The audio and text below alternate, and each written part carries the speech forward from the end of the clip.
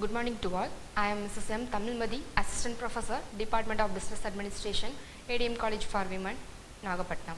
Today we are going to see about the topic is planning. What are the contents involved in planning means, meaning of planning, definition of planning, nature of planning, importance of planning, process of planning and methods of planning. The first one, introduction. Planning is the process of thinking regarding the activities required to achieve a desired goal. Planning is based on foresight, the fundamental capacity for mental time travel. The evaluation for thought, the capacity of think ahead is considered to have a prime mover in human evaluation.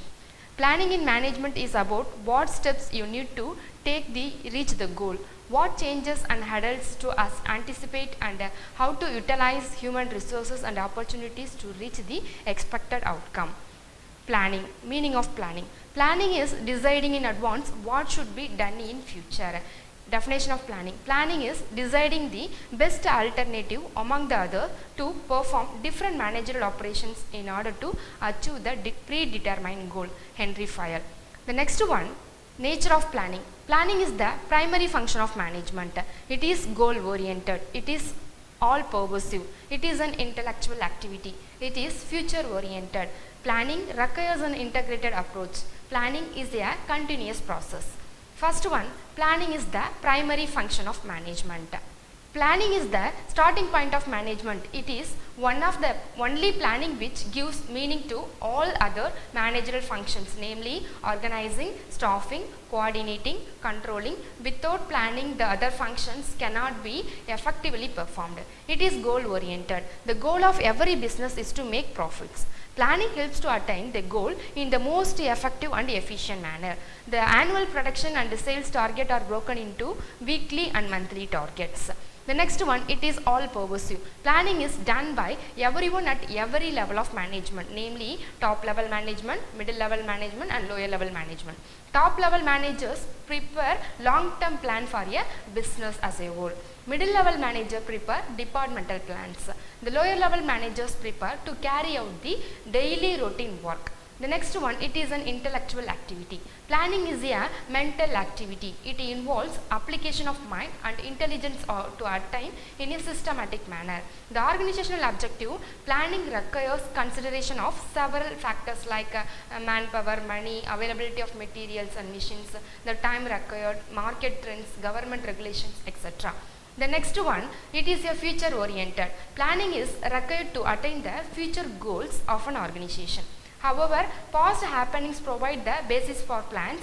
As a future is uncertain, a plan must take suitable provision to meet any crisis, fluctuating demand, unavailability of raw material, changes in government regulations, union demand, etc.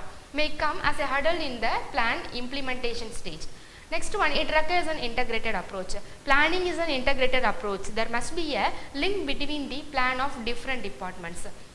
The production plan of a business must be in tune with its financial plan. The marketing plan likewise must be in tune with the production plans, vice versa. As the plan of different departments are interrelated and interdependent, a coordinated approach is needed for the successful implementation of each plan. The next one, importance of planning.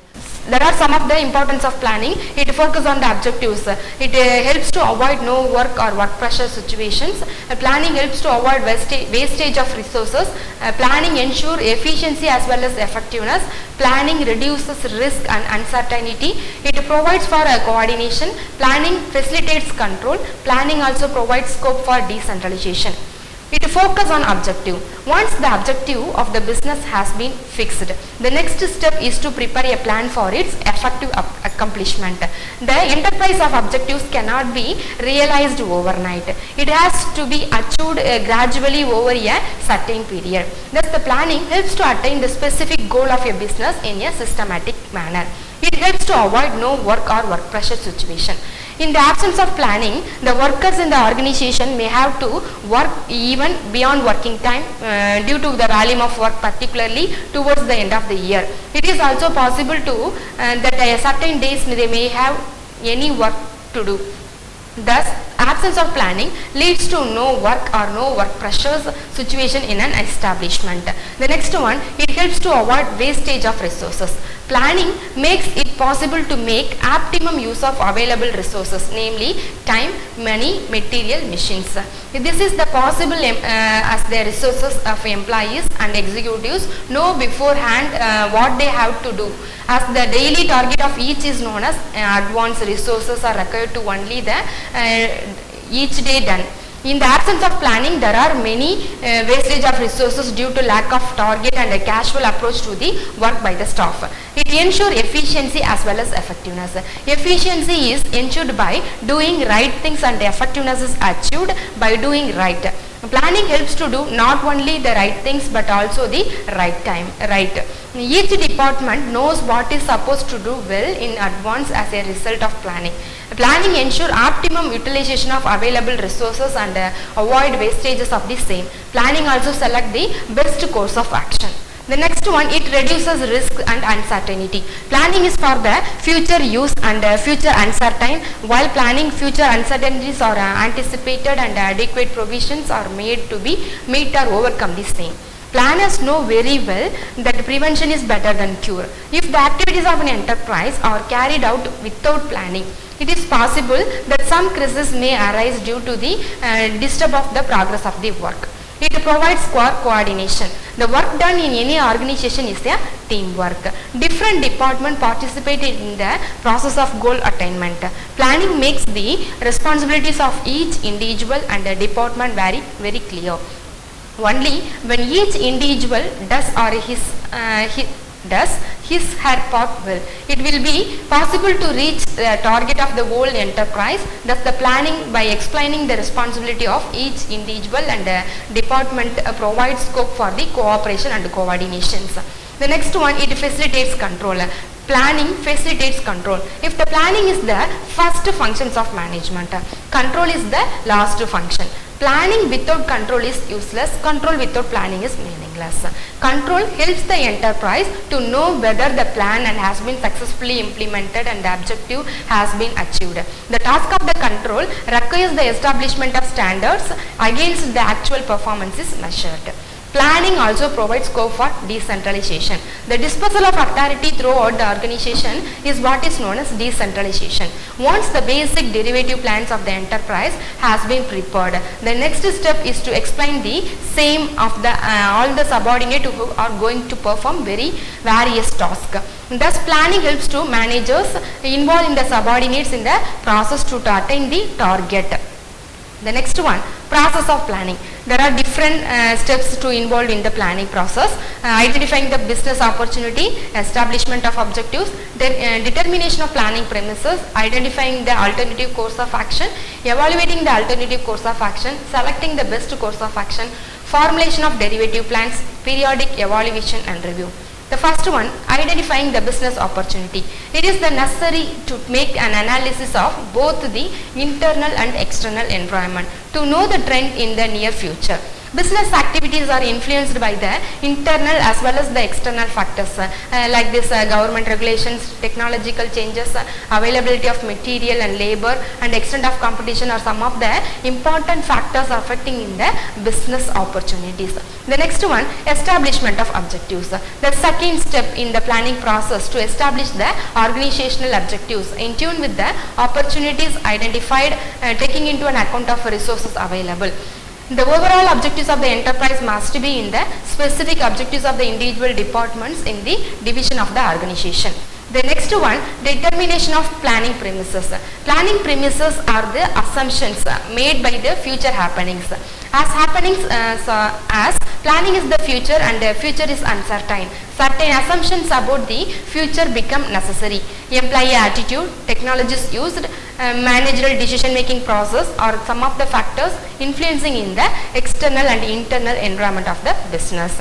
Identifying the alternative course of action. There are always alternative views of carrying the task. There are different routes to reach the destination point. To attain the objective of business, different course of action may be available. That means large scale of production, curtailing the cost of production and distribution, maximizing the goal, increasing the market share. The next one, evaluating the alternative course of action. Once the alternative course of actions are identified, the next step is to evaluate the same. By the evaluation, we mean studying the merits and demerits of each. Each alternative should be examined carefully to decide on its suitability. Manual production gives scope for generating the employment opportunities and require less investment. Next one is selecting the best alternative course of action. Once the alternative course of action have been evaluated, the next step is to be selected the best. The one finally selected should help the organization in the maximum optimization of available resources to help the attain the objectives in an effective manner. It may be also the possible to sometimes the organization may select more than one of the one or other course of actions. The next one, formulation of derivative plans. After the basic plan of the enterprise has been determined, the next step is to prepare the subsidiary or derivative plans to support the basic plan. For example, once the production plan of a manufacturer is ready, a number of supportive plans concerning the purchase of raw material, tools and equipments, engaging the workers, etc. will have to be formulated. The next one, periodic evaluation and review. Once the implementation of the plan starts, it becomes necessary to evaluate the performance at a periodic interval to ensure that the activities of the enterprise proceed in the right direction and laid down in the plan. This will help to identify shortcomings, if any, in the plan and take corrective action at the right time. The next one, planning methods. There are several methods involved in the planning methods. Planning consists of several individual plans. Depending on their nature and scope, plan can be broadly classified as follows. The first one, standing or repeated use plans. Second one is single use plan. The first one divided into 6 categories. That one is objectives, policy, procedures, methods, rules and strategies. The second one, single use plan, there are divided into 2 types, programs and budgets. The first one, objectives. Objectives are the end towards the activities of the organization or director. According to Robert C. Appley, objectives are goals, there are aims which management wish organization to achieve. They lay down guidelines for the various activities of the enterprise and decide the direction, nature and quantum efforts needed for these activities. For effective planning in any business organization, objectives are essential and in fact, planning has no meaning if it is not related to the objectives. Objectives are not only useful for effective planning but also for other managerial functions like organizing, directing, controlling, staffing and coordinating also. The next one, policy. Policies are provide a framework within the decision makers are expected to operate while making decisions relating to the organization. There are guide to thinking and action of subordinates for the purpose of achieving the objectives of the business successfully. According to George R. Terry, policy is a verbal, written or implied overall guide setting up boundaries that supply the general limits and directions in the managerial action will be take place. Thus, the policies are guide to thinking and action of this have to decisions. The next one, policies, they have laid down the limits within which the decision have to be made for accomplishing the enterprise objectives. There are the basic executive operations and provide ready answer to all the questions faced in the running of the enterprise. Some of the examples of policies are that an enterprise may follow the selling of its product only the cash basis or may adopt a policy of employee. Any local people or have policies not employing any person over 60 years of age. The next one, what are the characteristics involved in a good policy? Characteristics of a good policy. A policy should have in achieving the enterprise objectives. It should provide only a broad outline and leave scope to subordinates for interpretation so that their initiative is hat-campered. Policies should have be mutually contradictory and there should not be inconsistency between any two policy which may result in confusion and delay in action. They should be sound, logical, flexible and should provide a guide for thinking in future planning and action. Further, they should provide limit within the decisions have to be made. Policies should have reflect the internal and external business environment. Policies should have writing and language of the policy should be intelligible to the persons which who supposed to implement them and to those are affected by them. Kinds of policy. Policies are be different types. They can be classified as originated policy, appealed policy. These policies are formulated by the managers. They tell subordinate how to act in the given situation, and the subordinates are expected to follow them strictly. There are basic policies and they have support the organizational authorities. Appealed policy. If on any matter the subordinate is not clear and that the adopt has authority handle a situation. If that subject matter is not already covered by the existing policies, he may be refer matter for his superior's verdict. Superior's verdict generates appealed policy and thus becomes a guide of the future action of the subordinates. The next one, functional policy. Policies which are formulated for the various functional areas of management are known as functional policies. Some examples of functional policies are financial policy, production policy, and marketing policy, and personnel policy. Policies are basics levels are involved in the policy formulated on the basis of basic policies mean to be used by the top manager. General policies mean to normally middle level managers, and departmental policies mean to be used by the departmental managers.